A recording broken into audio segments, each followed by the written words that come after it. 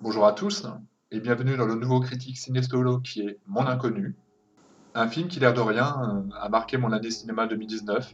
Je l'ai mis dans les mentions honorables du top 10 films 2019 pour dire que vraiment je l'ai aimé. Mais j'ai pas pris le temps d'en faire une critique et je pense que le temps est venu d'essayer de vous en parler un peu pour vous donner envie de le voir parce qu'il n'est pas tellement connu, il est passé un petit peu inaperçu et il mérite vraiment qu'on s'y attarde.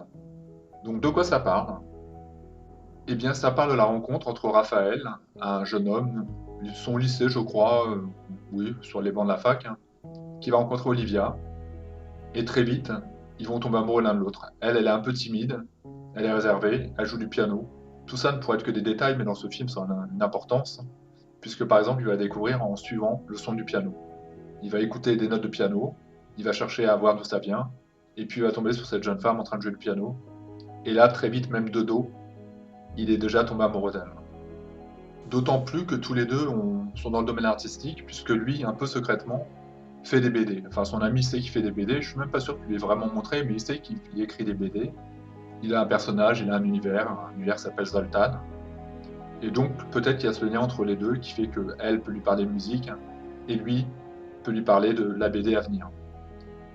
Ils vont se mettre en couple, ils vont vivre une histoire heureuse, et puis la BD de Raphaël, finalement, je pense liée au fait qu'il est amoureux et qu'il est en confiance, il va le sortir. Et ça a un grand succès dans les librairies, ça va devenir un très très grand succès. Il va faire un tome, puis deux tomes, puis trois tomes.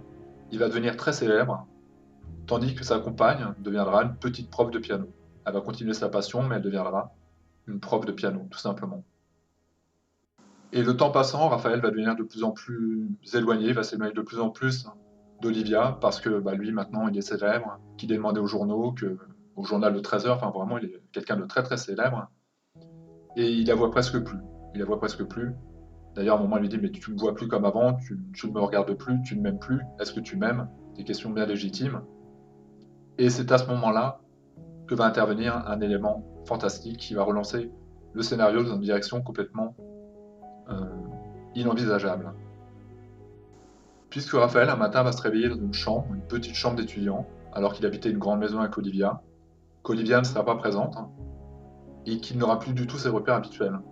Il aura l'impression qu'il n'est plus dans sa vie. Alors il va aller à son travail, où il est le grand patron, et là, encore une fois, il ne va pas être reconnu en tant que tel. Il n'aura pas les louanges habituelles, on ne va pas lui dire euh, patron, comment vous allez, enfin voilà, il est devenu n'importe qui. C'est quelqu'un de très lambda. Et en cherchant à comprendre, il a un ami de son ancienne époque qui n'a pas changé, sauf qu'il n'a pas le même statut envers son ami. C'est-à-dire qu'il connaît son ami, mais à l'époque où il faisait encore des BD dans sa chambre. Donc finalement, pour l'ami, rien n'a changé, mais pour Raphaël, tout est différent. Ils vont comprendre tous les deux, et surtout Raphaël, qu'en fait, Olivia n'existe pas dans sa vie présente, qu'elle est sortie de sa vie et qu'elle est devenue une toute autre. Puisqu'en s'enseignant, il va se rendre compte qu'elle est non pas une prof de piano, mais qu'elle est une pianiste, une concertiste de très très grand talent, tout comme lui était un très très grand écrivain de BD, et que maintenant c'est elle qui est sur les feux de la rampe, et qui passe la TF1, et qui est devenue ultra célèbre. Et j'ai adoré ce film. C'est simple, je crois que j'ai tout aimé. Encore plus peut-être la première partie où ils se rencontrent, où ils tombent amoureux l'un de l'autre, je trouve que c'est très très bien décrit. On est parfois, peut-être êtes-vous avec la femme de votre vie ou avec l'homme de votre vie, et ça a été une très très belle rencontre magique, comme dans les films. Mais souvent, la réalité n'est pas comme dans la fiction, on a des rencontres banales, sur des sites de rencontres, ou chez l'ami de quelqu'un, mais enfin, il n'y a rien de magique dans tout ça. Alors que là, il y a quelque chose de l'ordre du romanesque, du vrai romantisme. Donc, rien que cet aspect-là m'a plu.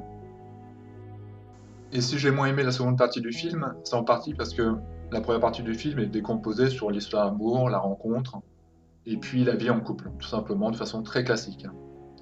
La seconde partie, c'est le ressort psychologique fantastique du film, donc on est sur une comédie fantastique, et dans cette nouvelle vie que Raphaël avait eue, il était devenu quelqu'un d'un peu imbuvable, un peu de détestable, quoi. Quelqu'un qui n'était pas vraiment amical, qui n'était pas vraiment appréciable, qui n'avait même plus à se rendre compte que sa belle était là et qu'elle l'aimait. Et elle lui disait, je suis là, quoi, j'existe. Rappelle-toi quand on s'est connus, je te reconnais plus, Raphaël. Qu'est-ce que tu es devenu?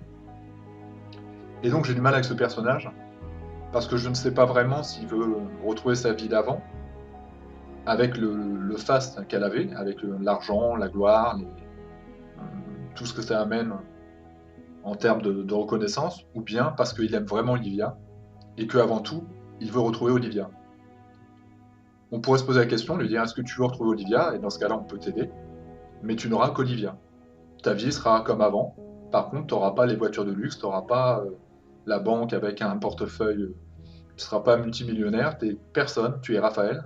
Par contre, Olivia, t'aimes autant qu'avant. Et je suis pas totalement sûr que c'est ce que Raphaël aurait voulu vraiment.